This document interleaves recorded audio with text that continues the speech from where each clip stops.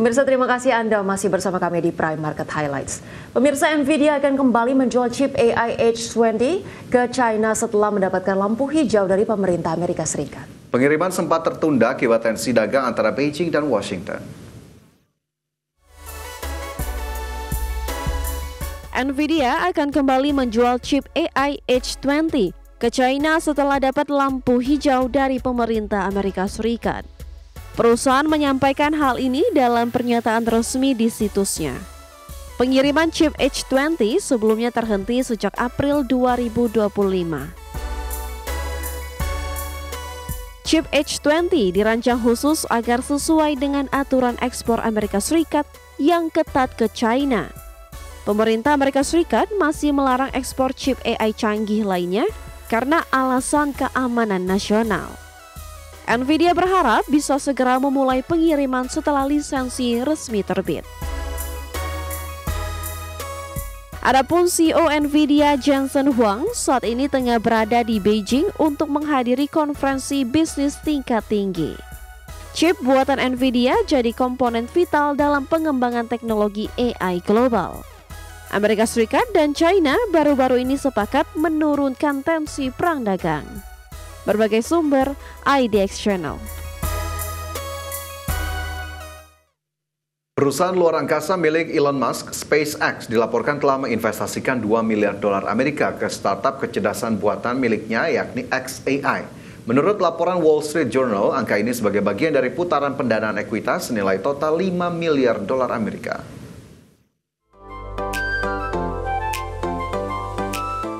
Perusahaan luar angkasa milik Elon Musk, SpaceX, dilaporkan telah menginvestasikan $2 miliar Amerika ke startup kecerdasan buatan miliknya xAI.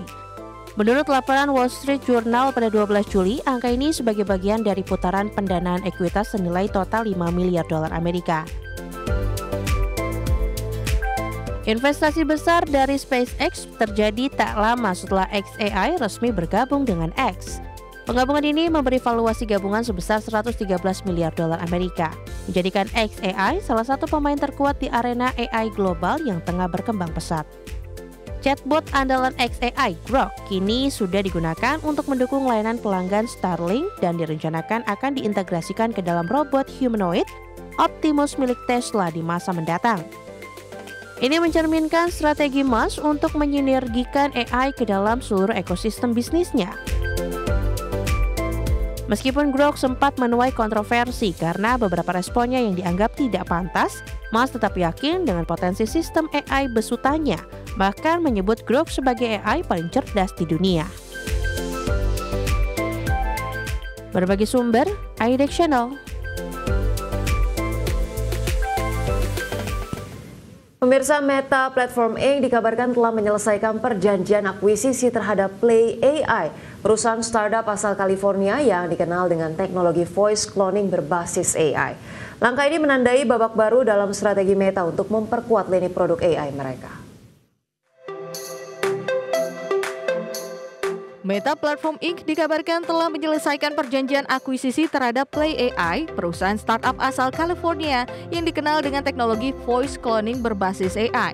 Langkah ini menandai babak baru dalam strategi Meta untuk memperkuat lini produk AI mereka, sekaligus memperluas kemampuan teknologi suara yang semakin relevan di era digital. Berdasarkan laporan Bloomberg pada 14 Juli lalu, seluruh tim Play AI akan mulai bergabung dengan Meta setelah sebelumnya menerima konfirmasi langsung melalui memo internal perusahaan. Setelah bergabung, tim Play AI akan berada di bawah kepemimpinan Johan, sosok yang sebelumnya memimpin riset speech AI di Google yang dikenal sebagai ahli di bidang teknologi suara.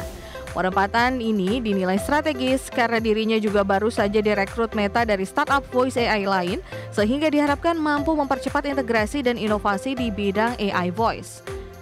Alat Play AI diklaim dapat mengkloning suara pengguna dan menghasilkan suara baru yang menyerupai suara manusia yang dapat digunakan di situs web, aplikasi maupun ponsel. Perusahaan milik Mark Zuckerberg itu pun juga mengkonfirmasi kabar akuisisi tersebut kepada Bloomberg, tetapi tidak mengungkapkan berapa nilai yang mereka bayarkan untuk kesepakatan tersebut. Berbagai sumber IDX Channel.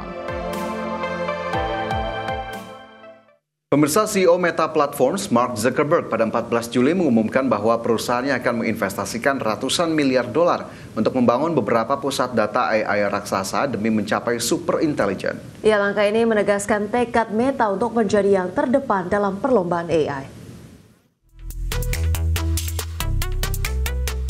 Mark Zuckerberg, CEO Meta Platform, pada 14 Juli mengumumkan bahwa perusahaannya akan menginvestasikan ratusan miliar dolar untuk membangun beberapa pusat data AI raksasa demi mencapai super intelijen. Langkah ini menegaskan tekad Meta untuk menjadi yang terdepan dalam perlombaan AI di tengah persaingan ketat dengan raksasa teknologi lain seperti OpenAI dan Google. Pusat data multi-gigawatt pertama Meta yang diberi nama Prometheus diharapkan akan mulai beroperasi pada tahun 2026. Sementara itu, pusat data lain bernama Hyperion akan mampu ditingkatkan hingga 5 gigawatt dalam beberapa tahun mendatang. Zuckerberg melalui platform media sosial Threads miliknya menyatakan bahwa Meta juga sedang membangun beberapa klaster Titan lainnya. Salah satu dari ini saja mencakup sebagian besar dari jejak Manhattan. Menurut laporan semi-analisis yang dikutip Zuckerberg, Meta berpotensi menjadi laboratorium pertama di dunia yang mengoperasikan supercluster 1 gigawatt lebih, yakni fasilitas data center raksasa yang dirancang khusus untuk melatih model AI super canggih. Sebagai bagian dari strategi ini, Meta telah mengorganisasi tim AI-nya ke dalam divisi baru bernama Super Intelligence Labs setelah menghadapi tantangan pada pengembangan model Llama 4 dan kehilangan sejumlah staf penting. Berbagai sumber IDX Channel. Pemirsa, DJI merilis Power 1000 V2 power station portable yang bisa digunakan di berbagai kebutuhan. Ya, dengan bobot sekitar 14 kg, perangkat ini bisa dibawa saat camping atau kegiatan di luar ruangan.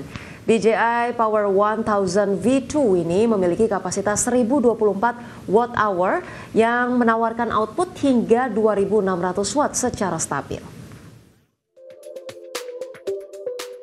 DJI merilis Power 1000 V2, power station portable yang bisa digunakan di berbagai kebutuhan.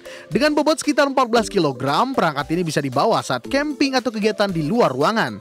DJI Power 1000 V2 ini memiliki kapasitas 1024 watt-hour yang menawarkan output hingga 2600 watt secara stabil. Perangkat ini punya beragam colokan mulai dari 2 stop kontak biasa, 2 port Type-C yang mendukung daya hingga 140 watt, dan 2 port USB Type-A dengan daya 24 watt. Powerbank ini bisa diisi daya menggunakan panel surya dengan input hingga 1800 watt. Power station ini juga mendukung pengisian 2 arah yang memungkinkan untuk mengisi daya perangkat dengan mobil menggunakan adaptor khusus. DJI Power 1000 V2 juga bisa digunakan sebagai UPS di rumah. Perangkat ini diklaim dapat menyala dalam 10 milidetik setelah terjadi pemadaman listrik. Dilengkapi dengan aplikasi khusus untuk memantau parameter daya dan status pengecasan, DJI mengklaim bahwa baterai dalam Power 1000 V2 bisa tetap aman setelah 4000 kali siklus pengisian daya yang diperkirakan dapat bertahan hingga 10 tahun. Selain itu, power station ini juga menggunakan baterai berjenis LFP yang diklaim aman tidak akan meledak meski tertusuk. Untuk saat ini, DJI Power 1000 V2 mulai dipasarkan di website resmi Eropa dengan harga mulai €799 atau sekitar 15 juta rupiah. Berbagi sumber IDX Channel.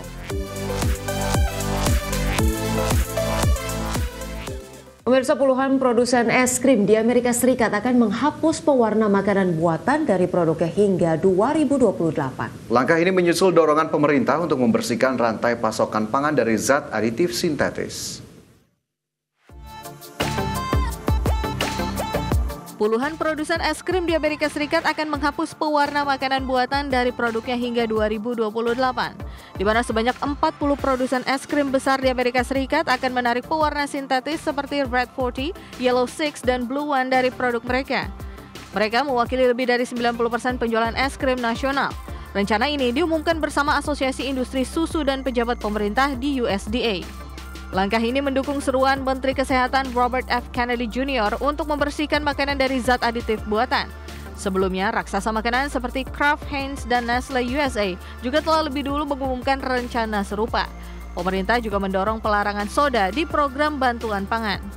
Adapun Menteri Pertanian Brooke Rollins menyebut industri pangan punya peran penting untuk kesehatan generasi muda. Meski Badan Pengawas Obat dan Makanan Amerika Serikat masih menganggap pewarna buatan aman, namun pelanggaran di sekolah-sekolah terus meluas. Sementara itu, International Dairy Foods Associations atau IDFA menyebut penghapusan ini untuk menghindari dampak negatif pada penjualan di masa depan. Berbagai sumber IDX Channel.